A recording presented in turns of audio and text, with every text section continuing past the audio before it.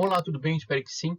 Pessoal, RZTR11, fundo imobiliário que mexe com terras agrícolas. Alta rentabilidade, pessoal. Vamos analisar o último relatório gerencial, então, e entender como é que esse fundo imobiliário traz retorno para os seus cotistas e quanto está sendo esse retorno agora. Já posso antecipar aqui que é um retorno excelente, pessoal. Vale a pena assistir até o final. Vamos lá.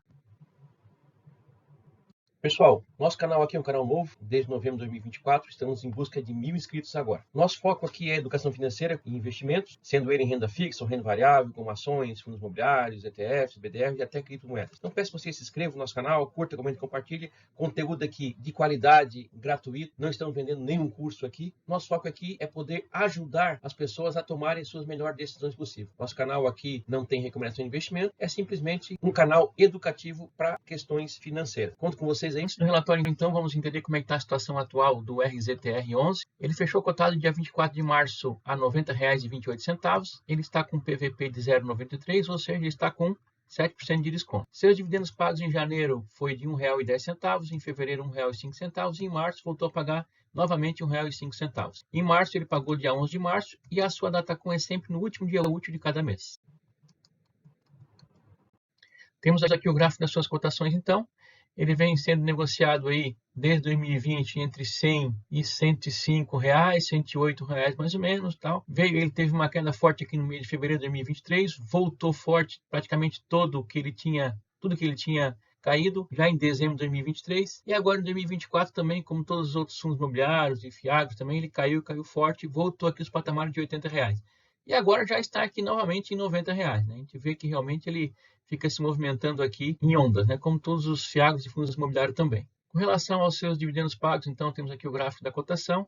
A gente vê então que ele vem pagando aqui R$ 1,05, já chegou a pagar aqui R$ 1,40, R$ 1,20. Lembrando que esse R$ 1,20 aqui na época que a taxa de juros estava nesses patamares atuais, então tem possibilidade, acreditamos, vamos ver no relatório depois, dele voltar a pagar esse R$ 1,20. Vamos ver quanto é que está dando, quanto é que daria então essa rentabilidade aqui também, nesse patamar de pagamento. Bem interessante, também paga de forma consistente os seus dividendos.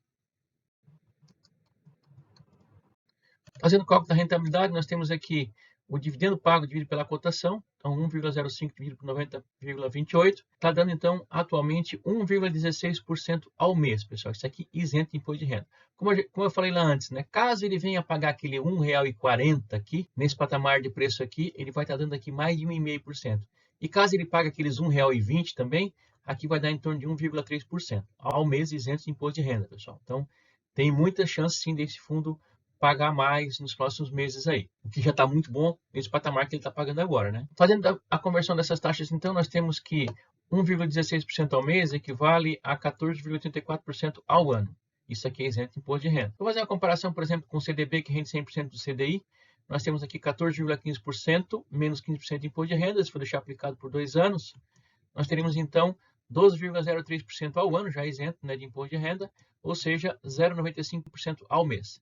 Comparando os dois, então, o RZTR ainda está na frente aqui em mais 0,21% ao mês, o que é excelente. Fazendo uma simulação, então, de investimento, por exemplo, de R$ 10.000 nesse fundo imobiliário RZTR11 ou nesse CDB, nós temos que em 10 anos esses R$ 10.000 no RZTR11 se transformariam em R$ 39.000, contra 31.000 no CDB. E em 20 anos, no RZTR, nós teríamos R$ 159.000 e R$ 96.000 nesse CDB. Ok, gente? Então, assim, lembrando que esses cálculos aqui, estamos considerando que essa taxa, tanto no RZTR como no CDB, ficariam fixas durante os 10 e 20 anos. Que a gente sabe que na prática isso não acontece. Pode ser que aumente, como pode ser que diminua também, né? Tanto de um como de outro.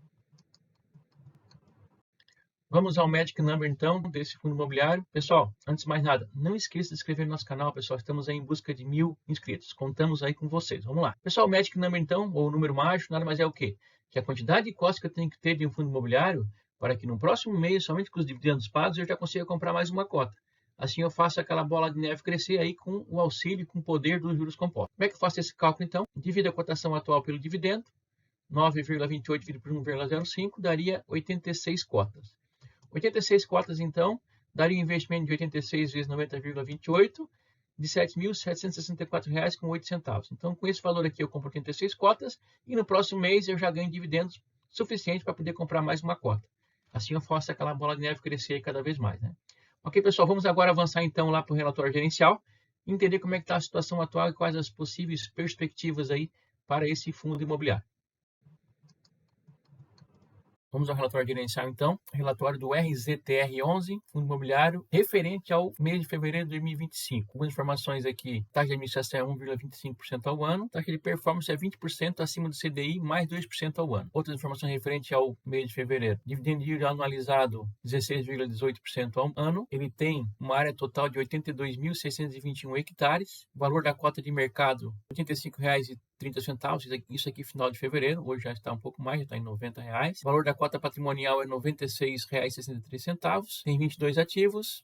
Último dividendo, R$ 1,05. Patrimônio líquido de 1,82 bilhões. Investidores tem 136.894 investidores. Prazo médio final dos contratos é de 10 anos. Uma liquidez média diária de 4 milhões. Vamos ao resultado da DRE do fundo aqui então. Os retornos, né? Distribuiu então R$ 1,05. Isso dá um dividend yield de 1,23% ao mês. A cota de mercado ela variou de 83,50 para 85,30. Então teve um retorno bruto de 3,41%. Lembrando que hoje já está R$ 90, então já aumentou mais ainda agora no mês de março, né? Com relação então à receita imobiliária, em fevereiro, 20.331.000, total de receitas então deu 21.458.000. Aqui embaixo o resultado, eu fiz umas anotações aqui em azul, tá? Para poder comparar. O resultado do fundo então, em fevereiro, 19.652.000, em janeiro deu 19.988.000. Então, deu um pouquinho abaixo com relação a janeiro. O resultado por cota, então, deu 1,042 em fevereiro. Em janeiro, deu 1,06. Ele distribuiu, então, 1,05. Distribuiu um pouquinho mais do que ele teve de resultado. E o que é interessante aqui, pessoal, olha só. Resultado de saldo acumulado. Ele tem R$ 2,55 acumulado. Para quem está pagando 1,5, ele tem praticamente 2,5 vezes aqui já de distribuição armazenada aqui para futuras distribuições. Então, bem interessante. E nós vamos ver depois aqui que ele também está em negociações para vender outras terras também. Então, esse resultado acumulado aqui deve crescer ainda mais. Daqui a pouco ele vai ter que distribuir isso aqui. Então, vejam, né, que possibilidade de ganhos aí que nós temos aí mais na frente com esse fundo também. Temos aqui a performance, então, por fazenda, né? Tem aqui fazenda por fazenda, onde basicamente aqui a fazenda Paranatinga, Mato Grosso, ela é responsável por 35 centavos do resultado. O restante das outras fazendas aqui, ela vem de 6 centavos até 4 centavos, e somando todas as outras aqui, então dá 25 centavos. Então, a maior concentração, então, da renda vem dessa fazenda aqui, Paranatinga, Mato Grosso. Então, aqui, resultando, então, em R$ 1,05. Algo interessante que ele traz aqui, ó, as perspectivas, né? Cenário da gestão. Na estratégia Land Equity, depois eu vou explicar certinho o que é cada estratégia dessa aqui. O fundo ainda detém a fazenda Clarão da Lua, com cerca de 5.000 hectares úteis. E o primeiro grupo da São Francisco, com aproximadamente 4.000 hectares úteis. A gestão está ativamente buscando compradores para ambas as propriedades, visando a obtenção de ganho de capital e aumento dos dividendos. Então, pessoal, já vamos, só para deixar claro, né? A estratégia Land Equity, que é uma das 3 estratégias do fundo, é aquela estratégia que tu compra uma terra com um deságio nela, compra ela mais barato, trabalha nela para que ela venha se valorizar e depois ele vende ela para obter ganho de capital. Basicamente isso. Compra barato para vender mais caro e ter lucro em cima dela. Então tem essas fazendas aqui que eles estão em fase de negociação também. Depois ele fala aqui, apesar das recentes altas na Selic, atualmente 14,25% ao ano, as operações de sale em leaseback e buy to lease continuam atrativas com taxas médias já alocadas de 15,24%. Depois vamos explicar certinho o que é cada estratégia dessa aqui, para que a gente possa entender como é que esse fundo aqui faz dinheiro, como é que ele funciona. Ele traz aqui também, né, o histórico de rendimentos e projeções futuras. Então ele tem aqui então o guidance de dividendos aqui, onde ele tem a banda inferior que é de R$ 1, isso aqui é até maio, tá?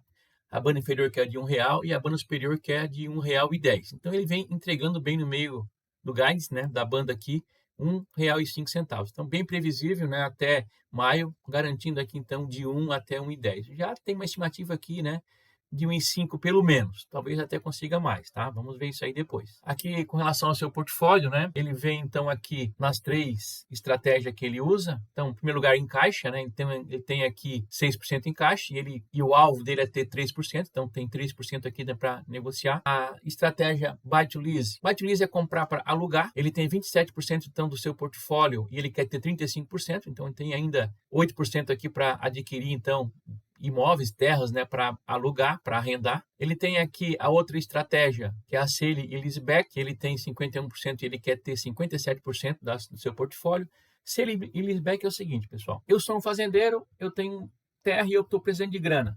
Para eu não precisar recorrer a banco, não precisar pagar juros altos aí de empréstimos, do emitir CRAS aí, o que ele faz? Ele tem a terra, ele vende essa terra para o fundo, só que geralmente é uma terra que ele vende a 30% a 50% do valor de mercado. É uma terra que vale 100 milhões. Ele vende essa terra por 50 milhões, 40, 30 milhões. Vende mesmo, passa a escritura para o fundo. Ou seja, o fundo comprou uma terra com deságio absurdo. E daí ele passa a arrendar, a pagar o aluguel, o arrendamento para o fundo. Ou seja, o fundo está ganhando, então, mensal com o arrendamento. E geralmente esse arrendamento ele é mais alto do que o arrendamento de mercado normal. Então, o fundo já comprou uma terra barata, um deságio aí de 50%, talvez até mais, e está ganhando um arrendamento mais alto que o mercado também. Só que esse agricultor, esse que vendeu a terra, ele tem o direito de recomprar essa terra depois de um tempo, conforme vai estar no contrato. Mas a terra passa a ser do fundo agora. Então, ele pagando tudo, vencendo o contrato, ele recompra essa terra num valor já pré-ajustado lá. Praticamente quase que o mesmo valor que ele vendeu, ok? Então essa é essa tese de sale e leaseback. Mas o que é interessante para o fundo? Então é o seguinte, caso esse agricultor, esse produtor, ele não consiga pagar ou ele atrase, automaticamente ele perde o direito de recompra. Ou seja, o fundo pode pegar e vender essa terra então e ganhar aqueles 50%, 60%, 70% ali de desconto que ele conseguiu na compra dessa terra e ele faz um excelente ganho de capital. Já aconteceu isso com esse fundo, tá? E o cliente não conseguiu pagar ali o arrendamento, tal, os compromissos e ele teve que e o fundo então vendeu para outro e fez um lucro gigante. Então esse é o sale e leaseback. E o land act é aquele que ele compra realmente a terra para ter ganho de capital. Compra, trabalha nela para fazer melhorias, melhoramento de solo, enfim, ficou ok. A fazenda ele vende e ganha ali então um ganho de capital ali para os cotistas. Então esses são os 3 tipos de negócios, né, que esse fundo faz. Então muito interessante, muito seguro também. Vale a pena estudar um pouquinho mais, pessoal, e ver se vale a pena, né, ou não, para vocês entrarem ou aumentar a posição ou até vender, né, esse fundo. Vale a pena estudar um pouquinho mais essa questão, pessoal. Aqui embaixo ele mostra o portfólio completo, então, das fazendas, cada uma delas quais são as teses de investimento. Aqui ele traz a área total, a área de plantio de cada fazenda, os tipos de culturas, a tese de investimento. Aqui os tipos de tese de investimento, essas 3 que nós passamos ali atrás, nós vimos ali atrás, a questão do arrendamento, as suas respectivas taxas de arrendamento e os vencimentos dos arrendamentos, né? Então é bastante interessante esse fundo aqui, né? É uma forma de você estar investindo em terras agrícolas, né? Indiretamente aqui através desse fundo. Bem interessante mesmo. Ok, gente, então mais um fundo imobiliário aqui muito interessante. Ele é considerado um fundo híbrido, né? Ele puxa também para um fundo que mexe com agronegócio indiretamente, mas ele é um fundo imobiliário também, tá? Então, acho que vale a pena botar no radar aqui para estudar, para ver se é interessante ou não para cada um, se faz sentido ou não. Lembro mais uma vez que estamos em busca de 1000 inscritos. Peço que vocês se inscrevam no nosso canal aí, curta, comente, compartilha. Vou deixar também aqui na tela final do nosso vídeo uma playlist completa dos outros FIAGRO que nós analisamos também, para vocês possam analisar e comparar um com o outro. E um vídeo também que eu fiz recentemente aqui sobre a Itaúsa, uma ação também que vale a pena estudar, pessoal, até para a gente poder diversificar, né? Não ficar só com fundos imobiliários ou FIAGRO na nossa carteira. Ações também é interessante aí para que você possa estar diversificando os seus investimentos, diminuindo então o risco de sua carteira, ok? Mais uma vez, peço que se inscreva no nosso canal, curte, comente, compartilhe. Até o próximo vídeo. Muito obrigado.